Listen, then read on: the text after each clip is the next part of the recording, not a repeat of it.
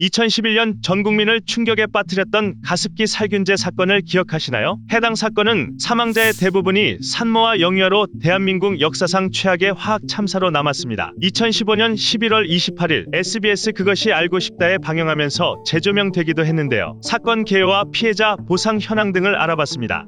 에코뉴스.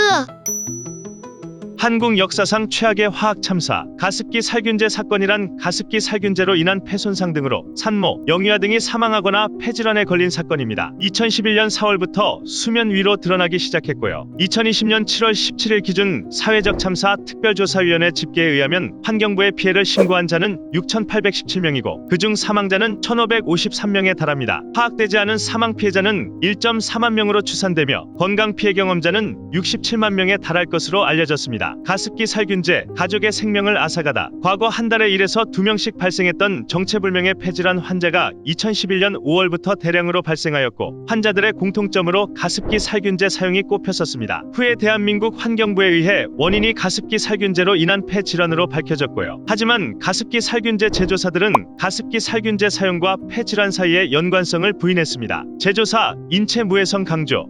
1994년 가습기 살균제 제품이 처음 출시했고 이후 이를 벤치마킹한 제품들이 쏟아져 나왔습니다. 문제는 안정성을 담보할 검증 테스트를 전혀 거치지 않은 채 인체에는 전혀 해가 없습니다. 인체에 안전하며 안심하고 사용할 수 있습니다. 라며 인체 무해성을 강조했다는 건데요. 이때부터 가습기 물통에 화학물질이 함유된 제품을 직접 넣어 쓰는 방식이 일반화되었다고 해요. 살균제를 사람이 흡입하게 설계한 것은 코미디. 일선에선 소비자들이 살균제를 세척제로 이해해 씻어내야 하는 제품을 물에 첨가해 사용하는 바람에 사고가 난 것이 아니냐는 시선도 있었는데요. 전혀 그렇지 않습니다. A기업의 제품 설명서엔 제품을 씻어내라는 설명은 없었고 가습기 물 교체 시 한 번만 넣어주셔도 효과가 지속됩니다라고 쓰여 있었죠. 가습기 살균제라는 형태의 제품이 허가되어 출시된 것은 대한민국이 세계 최초이자 유일하다고 하는데요. 전문가들은 살균제라는 형태의 제품을 사람이 흡입하게 설계한 것 자체가 코미디라고 지적했었죠. 11년째 해결 못한 피해자 구제. 가습기 살균제의 위해성이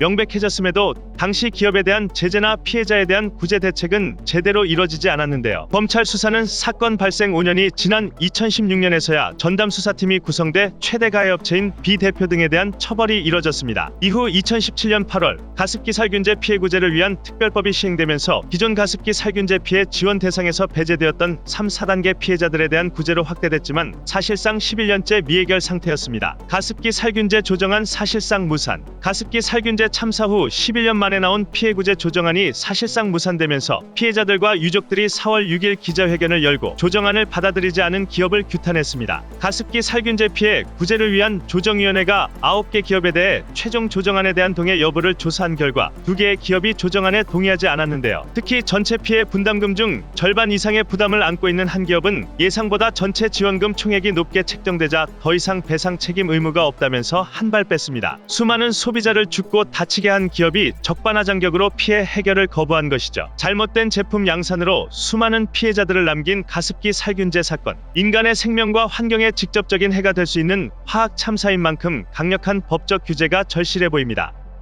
지금까지 에코뉴스였습니다. 에코뉴스.